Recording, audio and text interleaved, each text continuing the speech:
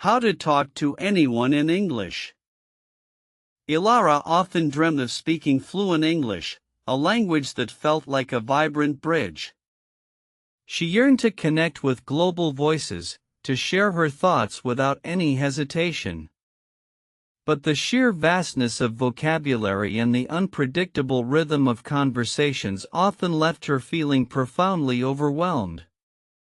Her journey, she knew, would require immense dedication. The idea of how to talk to anyone in English seemed like an impossible summit to conquer. Every attempt felt like climbing a slippery slope, her words tumbling out awkwardly, her confidence shrinking with each stammer. She'd listened to podcasts, but the speed in various accents made comprehension a relentless, truly daunting struggle. She realized her approach to how to learn English needed a radical overhaul, a fresh perspective. Simply memorizing grammar rules wasn't unlocking the fluency she craved so deeply. She needed immersion, real-world application, and a vital mindset shift. Textbooks felt sterile. Real conversations, however intimidating, were the true living language laboratories. Her first step was tackling how to improve your listening skills. Elara spent hours absorbing English media, not just passively, but actively analyzing intonation and rhythm. She started with simpler dialogues, gradually moving towards more complex discussions. This intense focus on listening proved to be a foundational element, building her comprehension steadily. She began observing how other people talk in English, noticing regional differences and individual quirks. She paid close attention to natural pauses, common filler words, and the subtle ways speakers expressed emotion. This analytical listening helped her recognize patterns and common conversational structures that she could later emulate herself. A particular fascination developed for British English. The unique sounds, distinct idioms, and polite formulations intrigued her greatly. She wanted to know let's talk in British English genuinely, not just mimic phrases. This deep dive into a specific dialect added another layer of complexity, but also immense enjoyment, to her learning process. Elara understood that how people speak English varied enormously, from formal presentations to casual chats. She recognized that adapting her language style to the context was crucial for effective communication. This awareness allowed her to prepare mentally for different social situations, anticipating potential vocabulary and conversational flow requirements. Vocabulary acquisition, how to learn words, became a strategic mission. She stopped rote memorization, opting instead for contextual learning. Reading articles, watching shows with subtitles, and noting new words in their natural habitat accelerated her progress. She made personal flashcards, focusing on words relevant to her daily life. Spaced repetition software became her trusted ally, ensuring that newly learned words transferred from short-term to long-term memory. She understood that mere recognition was insufficient, active recall was paramount. This systematic approach transformed what once felt like an endless chore into a manageable and rewarding daily routine. The next crucial phase was to listen and practice. She started by shadowing native speakers, repeating sentences verbatim to internalize pronunciation and rhythm.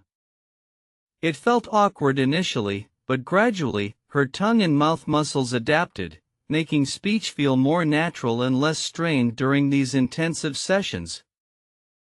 Elara recorded herself speaking, then listened back critically. This self-assessment, though sometimes uncomfortable, provided invaluable insights into her errors in pronunciation and grammar. It was a private space for improvement, free from judgment, allowing her to refine her output meticulously before public interactions.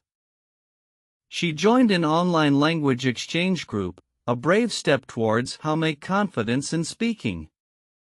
Initially, her voice trembled, and she stumbled over simple phrases. The fear of sounding foolish was immense, a towering barrier. Yet, the supportive environment encouraged her to persevere, to keep trying. Each small conversation felt like a monumental achievement. Even a simple exchange about the weather brought a surge of satisfaction. These brief, low-stakes interactions slowly chipped away at her ingrained shyness, paving the way for more substantive and prolonged discussions with her patient language partners. She learned that mistakes were not failures but vital stepping stones. Every mispronounced word or grammatical error offered a learning opportunity, a chance to refine her understanding. This shift in perspective liberated her from the paralysis of perfectionism, allowing her to embrace the messy process of genuine learning. Her goal was simply to be understood, not to speak flawlessly. This pragmatic approach alleviated much of the pressure she previously felt. When she focused on conveying meaning, rather than linguistic perfection, her speaking became more fluid and authentic, reducing her overall anxiety significantly. Gradually, she began to feel how to talk in English, becoming less of a chore and more of a joy. The words didn't feel so alien anymore. They started to connect instinctively. Her mind processed thoughts directly in English, reducing the need for mental translation. The transition was subtle yet profound. Conversations flowed more naturally, pauses became less frequent, and she found herself expressing complex ideas with greater ease. The initial awkwardness was slowly replaced by a growing sense of comfort and self-assurance, a significant personal transformation. She started proactively seeking opportunities to speak, rather than avoiding them. Coffee shops, tourist information centers, and even chance encounters became her practice grounds. Every interaction, however brief, was a chance to test her developing skills in a real-world, dynamic environment. How to talk to anyone in English no longer seemed like a distant dream but an achievable reality. She approached strangers with a friendly smile and simple opening phrases, finding most people were incredibly patient and willing to engage. The world suddenly felt much more accessible. Her confidence soared with each successful interaction. The fear of judgment, once so crippling, began to dissipate entirely. She realized that most people admired her effort and willingness to communicate, rather than scrutinizing her every linguistic imperfection. This realization was truly liberating. She started listening to different English accents, not just British. Australian, American, Irish, and even non-native English speakers became part of her regular listening diet. This expanded her comprehension immensely, preparing her for the vast diversity of global English communication. Understanding the nuances of how people speak English across various cultures became an engaging study. She noted how politeness varied, how humor was expressed, and how direct communication differed from one region to another. It was a fascinating linguistic and cultural exploration. This cultural awareness enhanced her communication skills beyond mere grammar and vocabulary. She learned to adjust her tone and approach, making her interactions more effective and respectful. It was about more than just words, it was about genuine human connection and understanding. Her vocabulary for how to learn words grew exponentially. She incorporated new words into her active speaking vocabulary daily, not just recognizing them passively. She challenged herself to use at least 5 new words in conversation each week, solidifying her learning. The process of listen and practice became second nature. She found herself subconsciously analyzing spoken English around her, picking up new expressions and patterns without conscious effort. This continuous immersion accelerated her progress far beyond what she had initially imagined. As she gained confidence in speaking, her conversations grew deeper and more meaningful. She could discuss complex topics, express emotions, and even share personal anecdotes. The superficial exchanges of the past were replaced by rich, engaging dialogues. She learned to embrace her unique accent, realizing it was part of her identity, not a flaw. The goal wasn't to sound like a native speaker, but to communicate effectively and authentically. This self-acceptance further boosted her overall speaking confidence tremendously.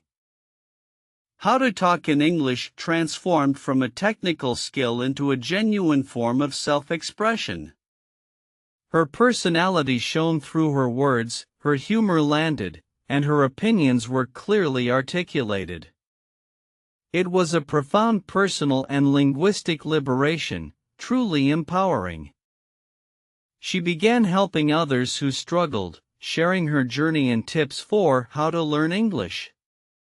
She emphasized the importance of consistent effort, daily exposure, and, most importantly, not fearing mistakes. Her experience was a beacon of hope for many. The joy of being able to how to talk to anyone in English was immeasurable. From ordering coffee in London to discussing art in New York, the world opened up in ways she had never thought possible. Language was truly a key. Her journey reinforced the idea that consistency trumps intensity in language learning. Short, regular practice sessions were far more effective than sporadic, marathon study efforts. This steady dedication yielded remarkable, sustainable progress over time. She found immense value in finding topics she genuinely cared about, making how to improve your listening skills enjoyable. Listening to podcasts about her hobbies or watching films in genres she loved made the learning process feel less like work and more like leisure. This engagement with interesting content kept her motivated, even during challenging phases. The intrinsic reward of understanding something she enjoyed fueled her desire to learn more, transforming passive listening into active, joyful participation. Observing how other people talk in English also extended to formal settings. She noticed the differences in register and tone used in professional environments versus casual conversations. This awareness broadened her understanding of appropriate language use. She started attending online lectures and webinars, pushing her how to improve your listening skills further. The academic and specialized vocabulary presented new challenges, but also immense opportunities for growth, expanding her linguistic horizons significantly. Her exploration of Let's Talk in British English involved delving into classic literature and contemporary British television shows. This enriched her understanding of cultural nuances and historical context embedded within the language, making it truly come alive. She realized that understanding how people speak English was also about empathy and cultural sensitivity.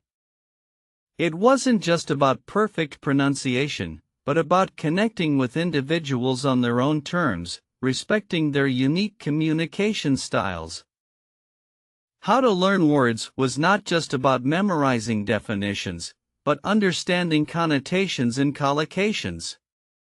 She learned which words naturally paired together, making her own speech sound more natural and idiomatic, truly authentic. She actively sought out opportunities for listen and practice with native speakers. Online conversation partners from various countries provided diverse accents and perspectives, pushing her adaptability and comprehension skills to new heights daily. These interactions were invaluable for how make confidence in speaking. The real-time feedback and the need for spontaneous responses built her fluency and reduced her hesitation dramatically. Each conversation was a small victory, a step forward. Elara learned that humor and self-deprecation could be powerful tools in language learning. Laughing at her own mistakes, rather than getting frustrated, made the process much more enjoyable and sustainable. It was a liberating realization. How to talk in English became an extension of her personality. She found her voice, able to express nuances and subtleties she once thought impossible. Her unique perspective blossomed through the language, a truly empowering experience. She discovered that language learning was not a linear path but a series of plateaus and sudden breakthroughs. Celebrating small wins and staying persistent during stagnant periods were crucial for long-term success and motivation. Her journey underscored the importance of active recall over passive recognition. Regularly testing herself on vocabulary and grammar, rather than just reviewing, solidified her knowledge effectively and efficiently. Elara became an advocate for real-world application of language skills. She encouraged new learners to step outside their comfort zones, emphasizing that genuine progress happens when one uses the language for authentic communication. She realized that listening was not just about understanding words, but about grasping intentions and emotions. This deeper level of how to improve your listening skills transformed her conversations into truly meaningful exchanges, fostering genuine connection. The diverse ways how other people talk in English fascinated her. She loved encountering regional slang and quirky expressions, seeing them as rich tapestries woven into the fabric of the language. It made learning constantly exciting. Her British English immersion for Let's Talk in British English gave her a distinct flair. She could confidently use phrases like cheers, mate, or discuss the weather with appropriate British politeness, enjoying the cultural immersion. She understood that how people speak English wasn't about perfection, but effective communication. The goal was connection, not flawless grammar. This relaxed attitude greatly reduced her anxiety during real-time conversations. How to learn words evolved into a habit of curious exploration, not just academic study. She delighted in discovering etymologies and the histories behind words, making vocabulary acquisition a fascinating intellectual pursuit. The continuous cycle of listen and practice became her daily ritual, a natural part of her routine. Whether commuting or exercising, she always found ways to immerse herself, solidifying her gains consistently. Her unwavering belief in how make confidence in speaking stemmed from countless small successes. Each clear sentence, each understood joke, each successful interaction reinforced her growing ability, building a strong foundation. Now, how to talk in English was no longer a question of capability, but of opportunity. She embraced every chance to speak, her voice clear, her ideas flowing freely. The language had truly become her own. Elara looked back, amazed at the transformation. From a shy beginner to someone who could how to talk to anyone in English with ease. Her journey proved that dedication, strategic learning, and embracing mistakes lead to mastery. She became an inspiration, demonstrating that learning a language is a marathon, not a sprint. Every small step forward, every new word, every practice conversation contributed to her eventual triumph, a true testament to persistence. Her story resonated with countless aspiring learners, showing them that fluency isn't about being perfect, but about being brave. It was about taking that first step, then another, until the world opened up. The power of communication, once a distant dream, was now her reality. She could share her stories, understand others, and build bridges across cultures. English truly became a key to unlocking her world. Elara often thought about those initial daunting days. The fear of failure, the overwhelming task. But by breaking it down, focusing on listening, practicing, and building confidence, she had achieved her incredible goal. Her advice to everyone: just start speaking. Don't wait for perfection.